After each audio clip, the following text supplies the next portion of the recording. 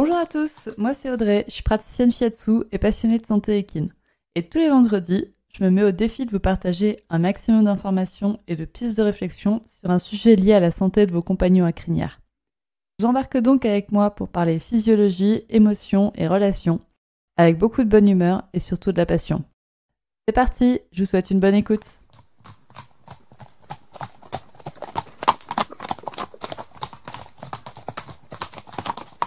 Bonjour à toutes et bienvenue dans ce 49e épisode du podcast Murmuricain. Aujourd'hui, j'ai décidé de m'attaquer à un sujet un petit peu touchy, mais qui pourtant me tient vraiment à cœur. C'est l'acquisition d'un animal via un élevage ou via une association, donc des animaux, ce qu'on appelle des sauvetages. J'ai adopté 3 animaux via 3 associations différentes. Alpha, mon cheval, Socrate, mon chien, et Kinine, mon chat.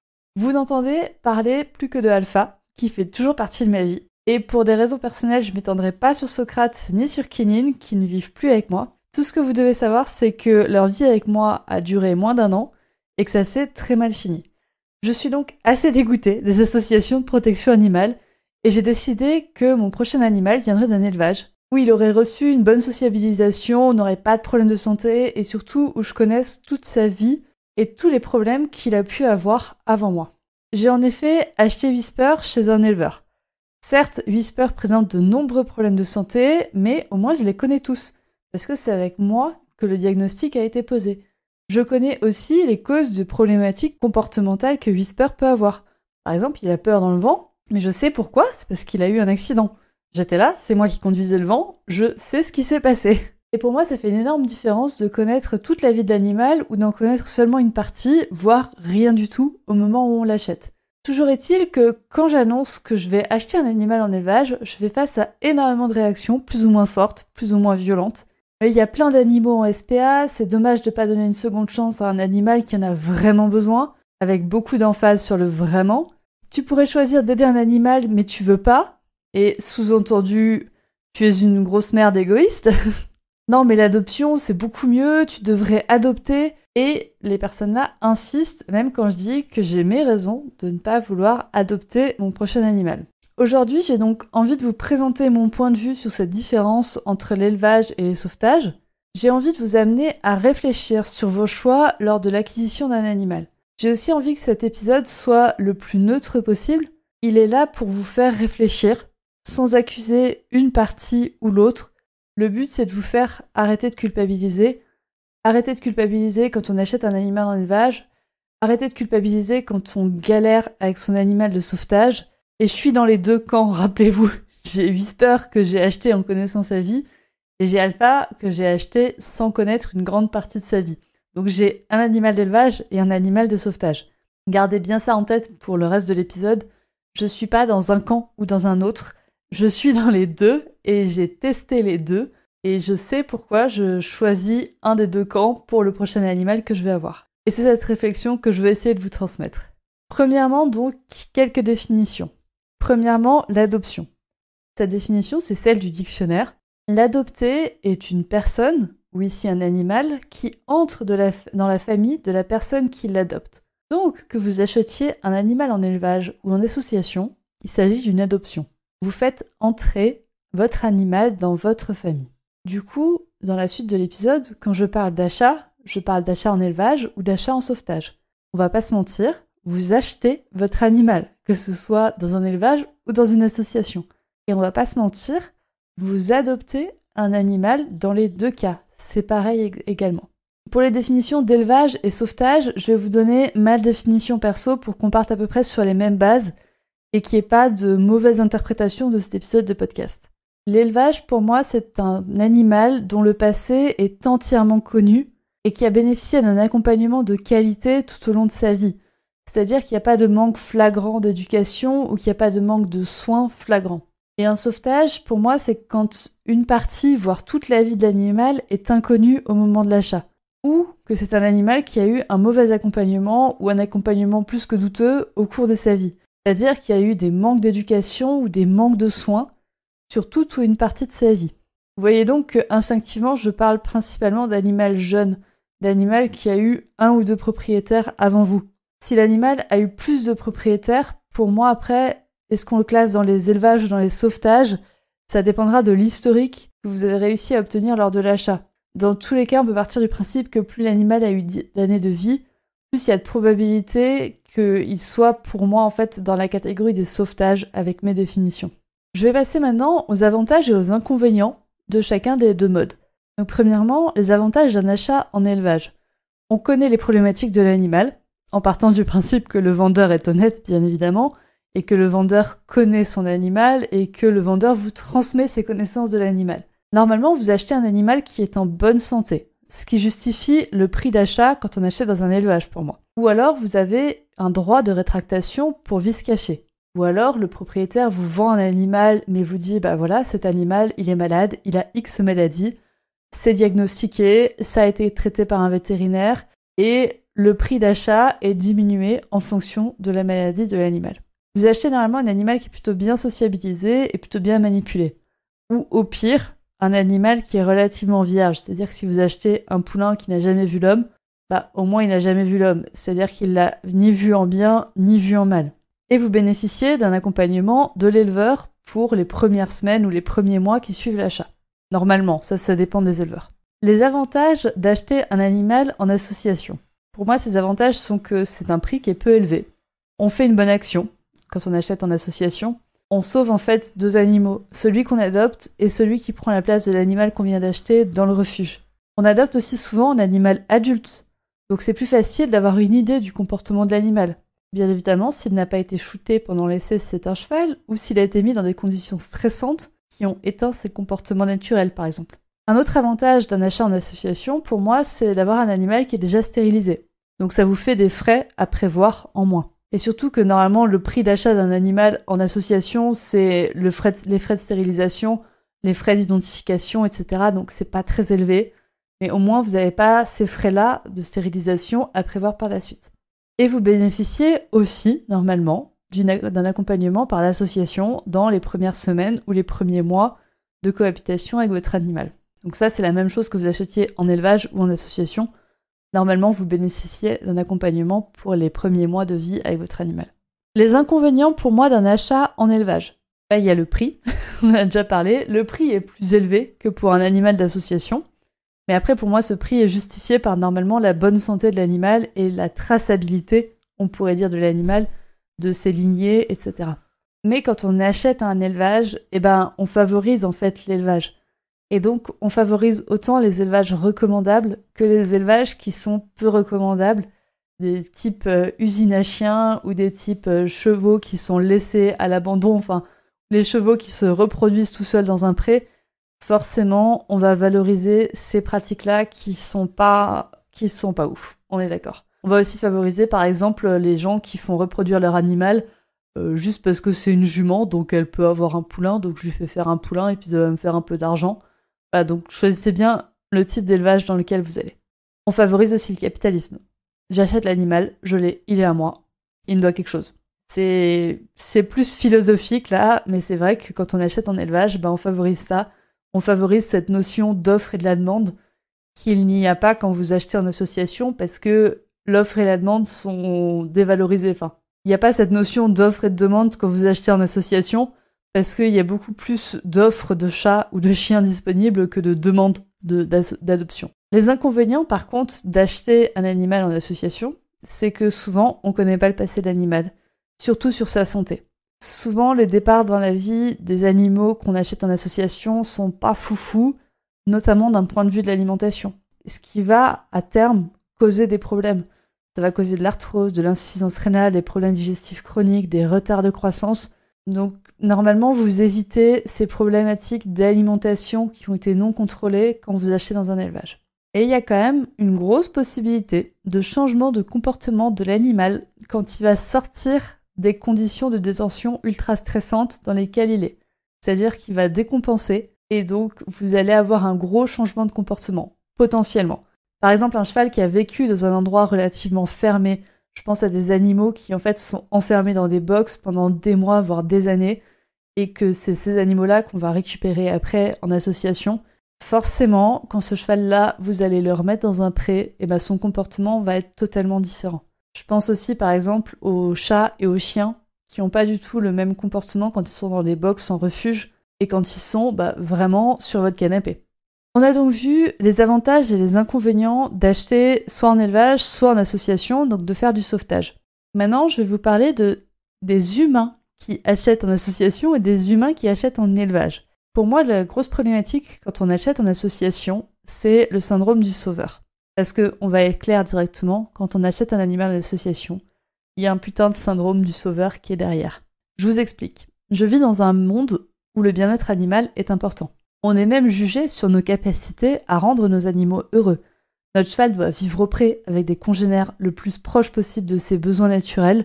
Et je vis aussi dans le monde d'Instagram. C'est-à-dire qu'il faut montrer. Il faut montrer que notre cheval va bien. Il faut montrer ce qu'on fait de bien avec lui. Il faut montrer qu'on utilise le renforcement positif. Il faut montrer qu'on utilise une approche sans force.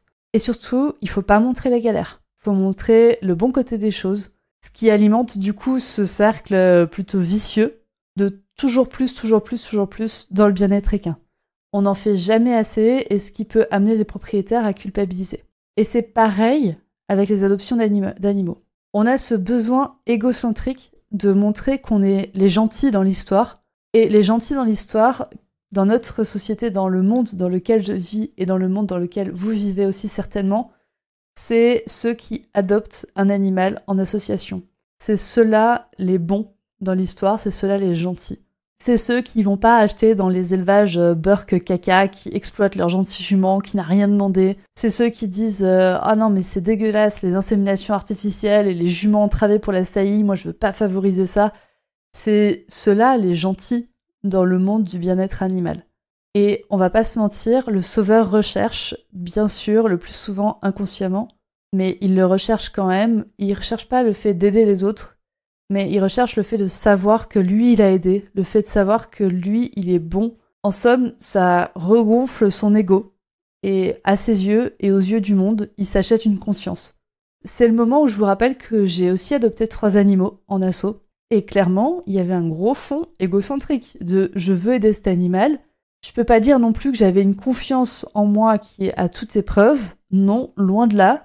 Donc j'ai cherché à gonfler ma confiance en moi, j'ai cherché à gonfler mon ego en me disant je peux aider cet animal. J'ai cherché à me valoriser par mes actions vers mes animaux. Oui, j'ai pris Alpha en me disant ah mais je vais le remettre sur pied et puis avec moi, il va pouvoir galoper, puis il va avoir une vraie vie de cheval, il va être trop content, il va être trop bien.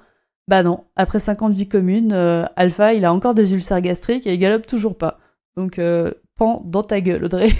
Donc voilà, si vous achetez un animal en association, je vous invite à vous poser la question, qui c'est que vous aidez quand vous faites cet acte d'achat ? Est-ce que vous aidez vraiment l'animal par empathie pure ou est-ce que vous vous aidez vous à vous valoriser grâce à l'achat d'un animal en association et en vous disant « ouais, j'ai sauvé un animal en association, je suis vachement bien et c'est grâce à moi qu'il a une belle vie et sans moi il serait mort » et voilà, toutes ces questions-là, toutes ces pensées, il n'y a que vous qui pouvez y répondre, vous amène vraiment à réfléchir là-dessus. Bon, j'ai assez démonté les gens qui achètent un animal en association, je vais passer à ceux qui achètent un animal en élevage. Bon, ceux qui achètent en élevage, clairement, vous avez préféré choisir la facilité, hein. Pas de sortie de zone de confort, on prend un animal clé en main et on est content avec ça. Faire le choix de la facilité d'acheter un animal en élevage dans une société qui valorise l'effort, la sueur et le sang pour arriver à un objectif, c'est pas forcément facile à vivre, hein. Sans parler de la pression de choisir un bon élevage et qu'en fait aucun éleveur n'est parfait, il y aura toujours des trucs qui sont géniaux chez un éleveur et d'autres qui le seront pas. Et étrangement, quand on achète un animal chez un éleveur, on voit que ces trucs qui sont pas bien. On voit que l'éleveur qui sèvre le poulain en montant dans un vent, mais on voit pas l'éleveur qui sèvre ce même poulain, qui est sevré donc plutôt brutalement, mais qui va le sevrer à 10 mois. On a tendance à vraiment se focaliser que sur le négatif. Et en plus de ça, on a plus de facilité à pardonner en fait à une association qui fait mal quelque chose. Par exemple, les associations qui enferment les chats dans des pièces sans cachette. C'est monstrueux, on est d'accord. Mais la balance de leur bonté, elle est déjà équilibrée pour les associations par l'action de sortir un animal de la rue. Quand on achète dans un élevage, on a ce besoin de justifier qu'on fait une action qui est bonne. On a besoin d'équilibrer la balance de la bonté, on va dire. Et je sais que du coup, ceux qui sont dans le monde du bien-être animal, ils peuvent être très très implacables avec les éleveurs et en fait ne rien leur pardonner du tout. Je vous invite donc à vous poser les bonnes questions quand vous adoptez un animal chez un éleveur. Oui, il n'est pas parfait, mais est-ce que vous l'êtes ? Un peu comme dans le choix d'une pension adaptée pour votre cheval, il faut faire la balance des avantages et des inconvénients, en pondérant au mieux ce qui est vraiment important pour vous et ce qui l'est pas, sur quel point vous êtes intransigeant et sur quel point vous êtes plus souple. Et honnêtement, on peut se poser les mêmes questions avant d'acheter un animal en association. Qu'est-ce qui est vraiment important pour moi ? Est-ce qu'il est vraiment important pour moi que, je sais pas, mon cheval aime bien faire du saut ? Est-ce qu'il est important pour moi que mon cheval soit en bonne santé ? Est-ce que j'accepte de mettre plus de temps et plus d'argent dans un cheval en association où je sais qu'il va y avoir des frais vétérinaires, il va y avoir plus de frais d'accompagnement, il va y avoir plus de frais tout court, plus de temps investi aussi pour votre animal. Donc est-ce que vous acceptez de mettre ça pour aider votre animal ? C'est bon, j'ai démonté les deux camps, je vous ai invité à vous poser des questions sur votre manière d'acheter, que ce soit en élevage ou que ce soit en association. Qu'est-ce qui est important pour vous ? Qu'est-ce qui est important pour votre cheval ? Et maintenant, j'ai envie de faire le lien entre les objectifs de l'humain, les capacités du cheval et le bien-être qui peut ressortir ou pas de ce lien. S'il y a bien un point que j'aime voir en séance, c'est quand les objectifs, les envies et les capacités du cavalier sont accordés aux capacités et aux envies du cheval. J'aime voir des couples qui recherchent la même chose et qui s'éclatent à faire ce qu'ils aiment tous les deux, sans avoir à faire de compromis ou d'être en conflit permanent ou de dire aujourd'hui on fait du saut parce que ça éclate mon cheval, mais demain on part en balade parce que ça m'éclate moi. Voilà, je pense ici aux cavaliers qui veulent faire de la randonnée et qui prennent un painter's qui est ultra calme. Franchement, félicitations, vous choisissez un cheval qui remplit vos objectifs et vous allez du coup avoir les mêmes envies, les mêmes objectifs et votre relation va être tellement plus facile. Je pense aussi aux cavalières qui veulent faire du CCE et qui prennent un selle français qui lui s'éclate sur les barres et qui s'éclate sur les obstacles fixes. Franchement, félicitations.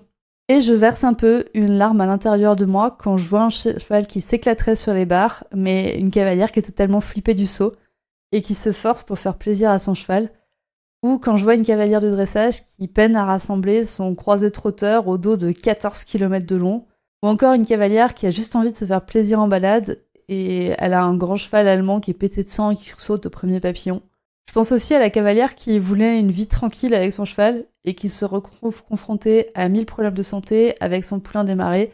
J'ai énormément de compassion pour vous parce que je suis passée par là aussi avec Alpha qui galope toujours pas et qui est toujours ultra excité en extérieur alors que moi je voulais juste faire de l'extérieur. Donc j'ai énormément de compassion pour vous. Vraiment, vous faites un boulot extraordinaire, mais c'est vrai que ce boulot extraordinaire, je suis persuadée qu'il vous pèse au moins certains jours, qu'il y a certains jours où vous allez à l'écurie en disant « Oh là là, qu'est-ce qui va encore me sortir comme problème de santé ?»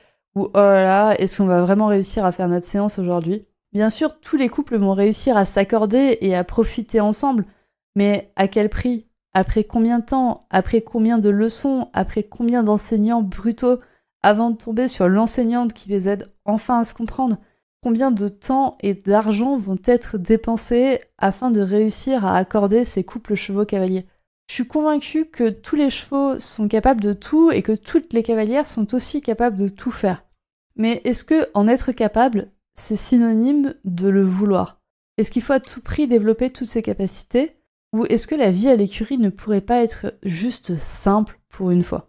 Et une manière pour moi de simplifier les choses, c'est d'avoir un cheval et une cavalière qui sont assortis au niveau de leurs capacités naturelles et de leurs envies.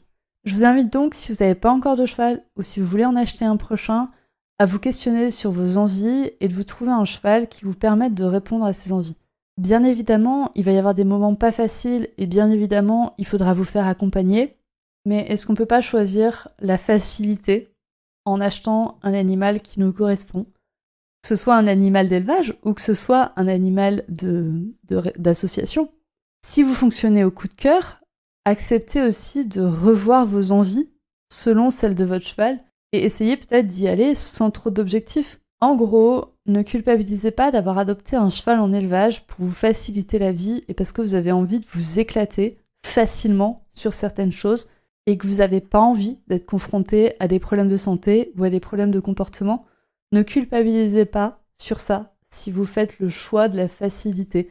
Je vous soutiens énormément, vous avez raison de faire ce choix. Et ne culpabilisez pas non plus de vouloir vous lancer dans l'aventure de la rééducation d'un cheval de sauvetage. C'est une aventure qui est ultra valorisante, autant pour le cheval que pour le cavalier, si elle est menée à bien et si vous êtes bien accompagné pour faire cette expérience, parce que je vous assure qu'il y a des moments où ça va pas être facile. Donc allez-y, de bon cœur, mais réfléchissez bien aux conséquences de ce sauvetage que vous allez réaliser et au temps et à l'argent que vous allez peut-être devoir dépenser. En fin de compte, d'adopter en élevage et d'acheter cher un animal ou d'acheter peu cher un animal en sauvetage, en fin de compte, à long terme, ça va vous coûter le même prix.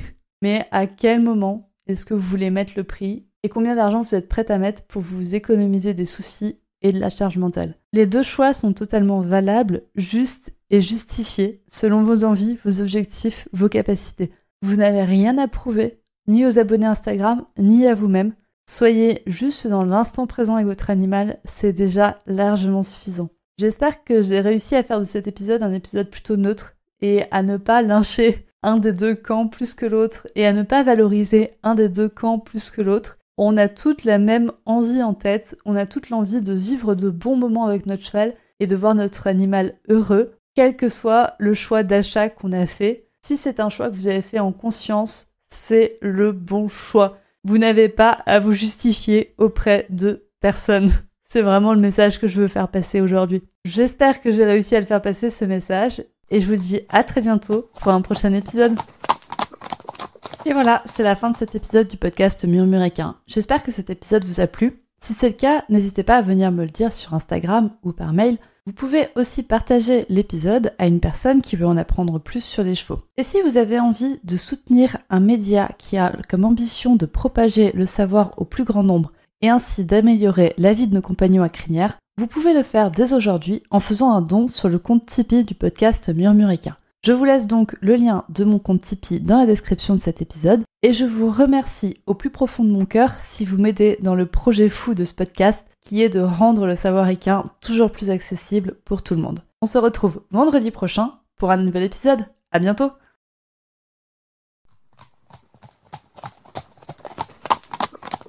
Et voilà, c'est la fin de cet épisode du podcast Murmuréquin. J'espère que cet épisode vous a plu. Si c'est le cas, n'hésitez pas à venir me le dire sur Instagram ou par mail. Vous pouvez aussi partager l'épisode à une personne qui veut en apprendre plus sur les chevaux. Et si vous avez envie de soutenir un média qui a comme ambition de propager le savoir au plus grand nombre et ainsi d'améliorer la vie de nos compagnons à crinière, vous pouvez le faire dès aujourd'hui en faisant un don sur le compte Tipeee du podcast Murmuréquin. Je vous laisse donc le lien de mon compte Tipeee dans la description de cet épisode et je vous remercie au plus profond de mon cœur si vous m'aidez dans le projet fou de ce podcast qui est de rendre le savoir équin toujours plus accessible pour tout le monde. On se retrouve vendredi prochain pour un nouvel épisode. À bientôt!